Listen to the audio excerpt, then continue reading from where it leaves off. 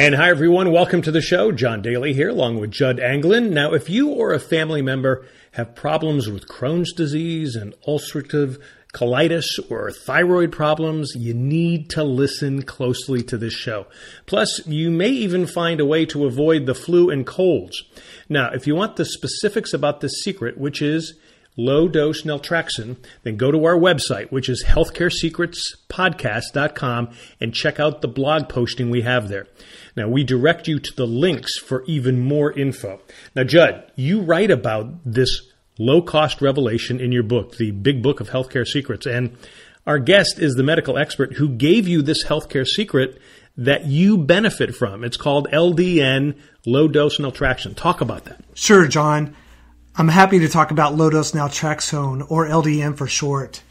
I started taking it about 2.5 years ago, and I decided to take it because I was suffering from pain due to Crohn's disease and also low energy as a result of hypothyroidism. I was taking a daily dose of Synthroid to manage that.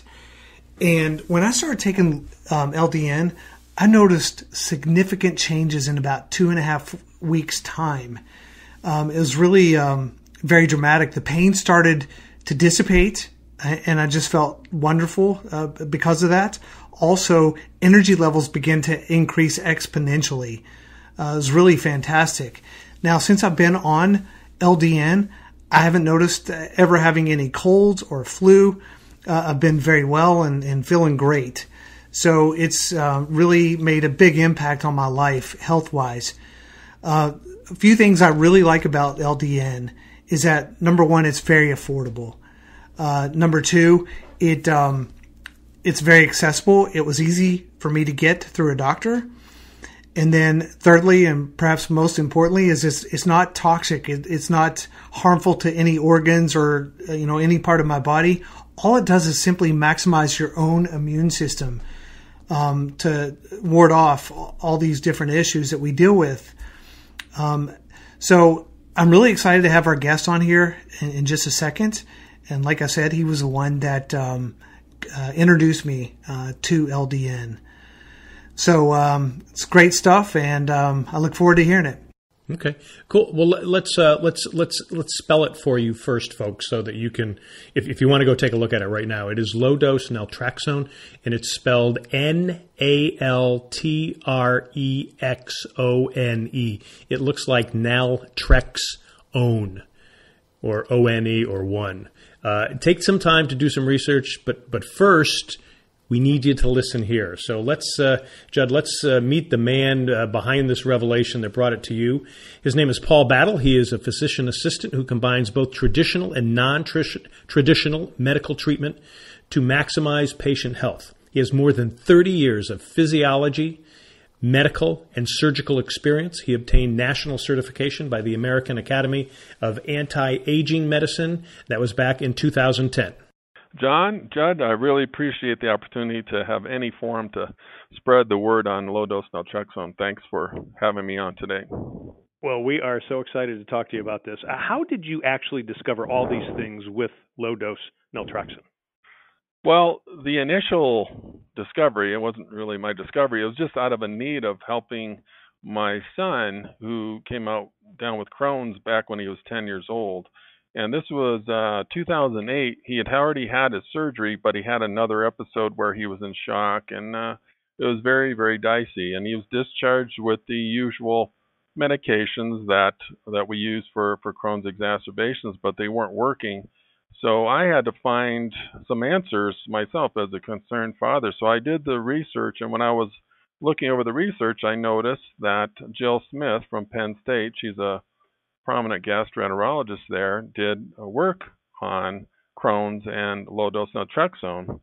So I looked at that and said, look, nothing else is working. We will try this. And we tried it with my son, Danny, and I share this story in honor of him because he wants to help other people around the world learn about that, so he's giving my permission. And within 2 weeks, we noticed his color was better, his appetite was better. Then 4 to 5 months later, we followed up with his gastroenterologist, and all of his inflammatory markers were normal, which is a pretty significant changed. These are blood tests that we used to follow inflammation, and they were basically normal. And now that was 2008, and now he's a bodybuilder and doing really well.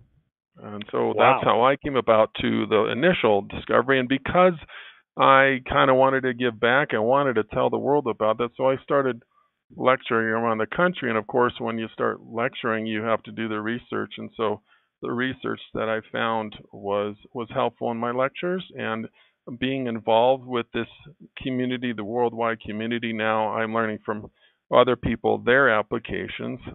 In my own clinic, I probably have about 300 people on low dose naltrexone for varying illnesses, and that's where I'm excited it can be applied to many different problems.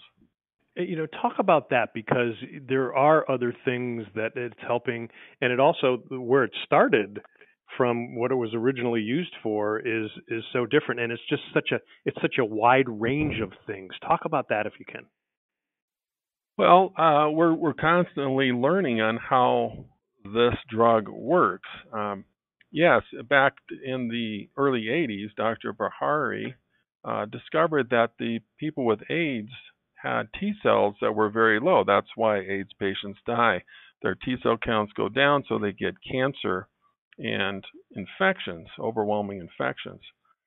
So what he did is he started with some strange autoimmune diseases, rheumatoid arthritis, and then it went from there. And from there, because of the explosion now that we see, finally, we see a lot of different applications because it works different ways. It has a way of augmenting the immune system, like helping upregulate it. So you basically can have a better immune system to fight viruses, infection.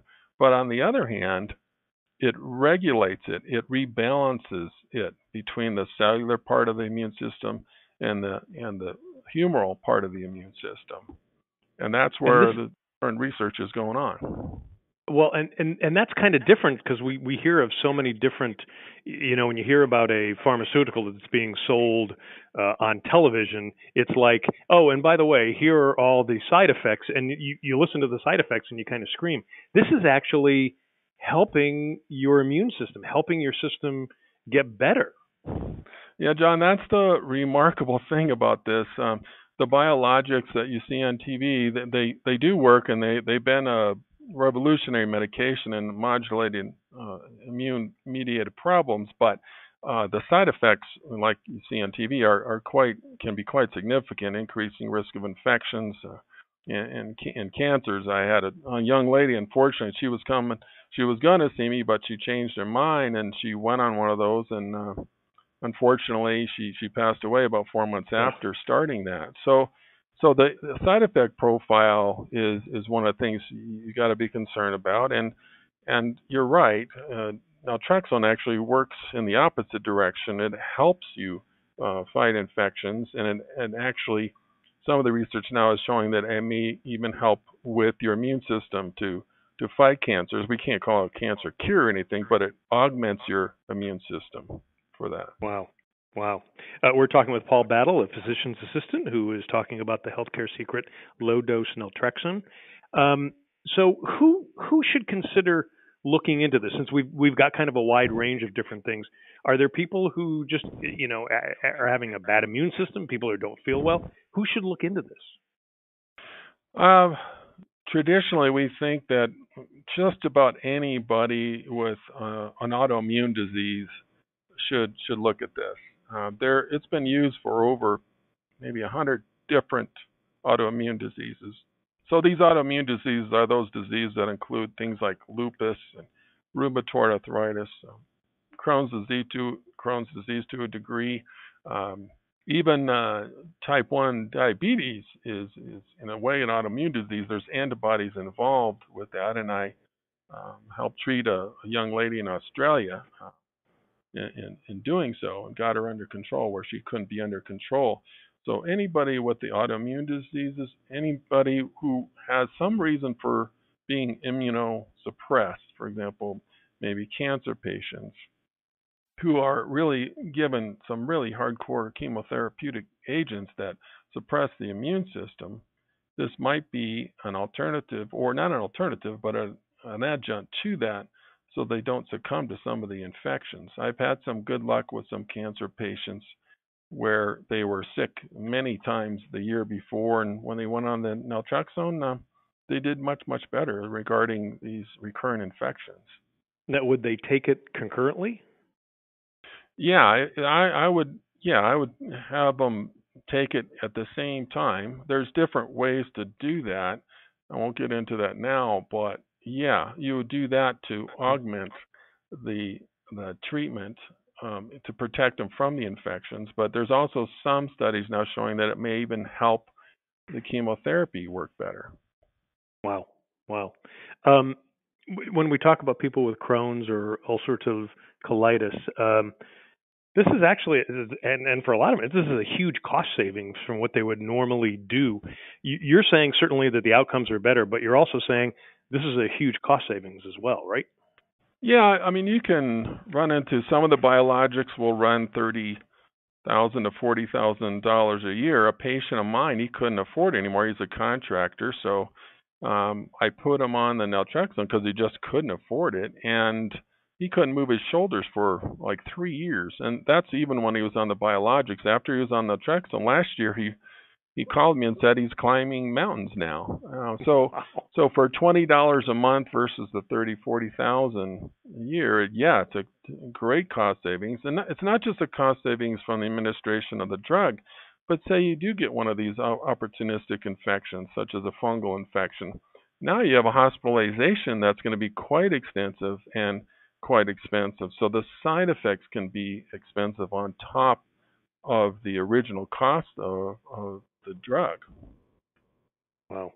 We are talking with Paul Battle, a physician's assistant. He's telling us about the healthcare secret called low-dose naltrexone. Paul, what if your doctor doesn't want you to go on this? What if your doctor says, nah, that's not worth it? What do you do? Well, that's a really common reaction that my patients have experienced, and it's more just the lack of knowing what naltrexone's about. I get a number of patients saying from their doctor, "Why do you want to be on that? That's for narcotic addicts. That's not appropriate for you, or there's not enough studies for that." What I tell the patients is just try and bring up some of the references that may be applicable to that particular disease. I've always asked them too. They can always call me if their physician is not familiar with, and I can help explain that. And the best thing is just to decide for yourself, is to look at that and say which is the best for me, and a better educated consent on what kind of therapy you want to have. All right, that leads to part of it is educating the physician too. Well, and there's a lot of truth to that too. Obviously, sometimes we have more access to information just because of social media and the internet. Where would people get in touch with you? Is there a link? Is there a website? How would you like people to be in touch with you? Yeah, my website is www.remedy.care, CARE. There's no com or net or anything like that. That has some of the background and contact information. There's other resources too. There's the LDN book you can get online at Amazon. LDNscience.org is a website that one of my old classmates is partaking in. LDNresearchtrust.org is another website that's run by a friend of mine, Linda Ellsgood, out of the United Kingdom. She's probably done more to promote the LDN than anybody that I know through this organization. And then there's lowdosenaltrexone.org, just plain low-dose naltrexone.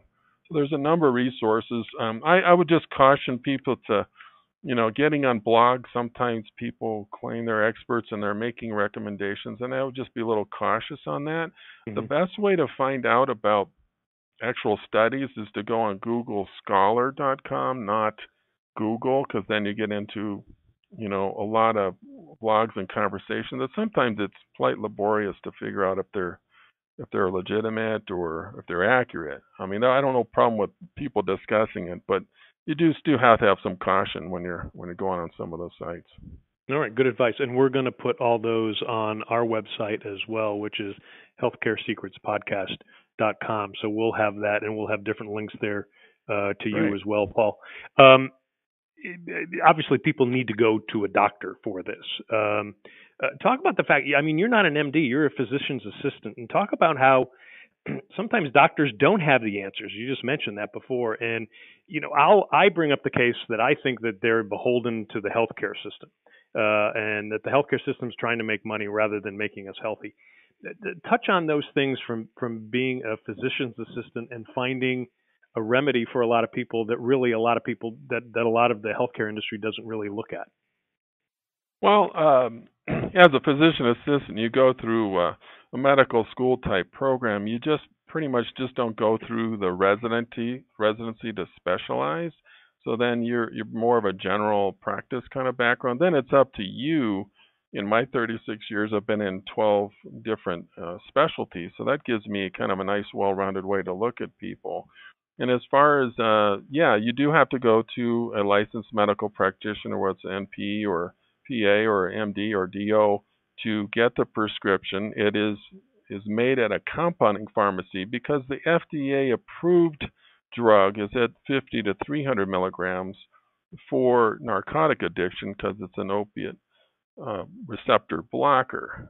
So you have to have a compound, and for the lower dosages that we're talking about, whether it be 1, 2, or 4.5 milligrams, has to be at a compounding pharmacy. So it is an off-label use of an existing pre-approved drug by the FDA for other uses. So in America, we can use drugs for other purposes. It's just not FDA approved for that. And that might be one of the barriers to other practitioners using it because they're just not comfortable with something that's not FDA approved for that particular purpose. We use a lot of things that aren't, like aspirin, for example, is not approved, FDA approved for blood thinning, but it's used. It's an off-label use. So, and as far as profits, the pharmaceutical companies do make profits from it, although they have to spend $1 billion to get a drug approved through the FDA. It's just a matter of educating yourself in the traditional ways, which I've been trained in the traditional ways using the biologics, and any other ways. And that's up to the individual practitioner to seek those other ways of treating people. Okay. Well, Paul, we appreciate it. We think this is a great secret. Judd has obviously, helped you reveal it too in his book. And so we think that this is something that people should take a look at. If you can, give us your website again so people can be in touch with you. It's www.remedy, REMEDI.care, CARE. Very good. Paul, thank you so much. We appreciate you being on the show, and we're going to have you back on again. All right, John. We're looking forward to it. Thank you very much for having me. Appreciate it. Good night. And again, that was Paul Battle, a physician's assistant and medical expert on low-dose naltrexone, what we consider a healthcare secret you need to know about. Again, go to our website, healthcaresecretspodcast.com. Look for the blog on low-dose naltrexone, and see all the info and also the sites that Paul mentioned. So, Judd, you and I are not doctors, so we need to tell people to go to a licensed doctor for a full assessment on whether this is right for you. Yet at the same time, too, Paul kind of talked about this. What do you think when your doctor says, I don't want you anywhere near this, and you'd at least like to take a look at it? What do you think they should do? Yeah, that's a great point, John. If you find that your doctor doesn't want to prescribe you low-dose naltrexone, then go to our blog, and I'll list some hyperlinks there. But basically what you can do is search for a naturopathic doctor in your area because they're more likely to write a prescription for LDN because, again, it's not harmful to any part of your body. Also, they have the option, which is on our blog, for doing it through a teledoc service. So you should be able to get it even if your doctor's not interested in helping you out with that. Wow. All right, good stuff. More great secrets. This was a great show. I love this because this is something, it's a simple remedy that will not only help people with their condition, but also build up their immune system. That was a great find on your part. All right, very good. Now, if you can head to our website, again, healthcaresecretspodcast.com, sign up for our newsletter and other insights for your health, and don't forget to click on the subscribe button on our YouTube channel and check us out on Facebook and Twitter. On Facebook, the site is Healthcare Secrets Podcast. On Twitter, it is Healthcare SECR1. Folks, thanks for joining us. Remember to stay healthy and wealthy. We're going to have more for you coming up. Judd, thanks again, buddy. Great stuff.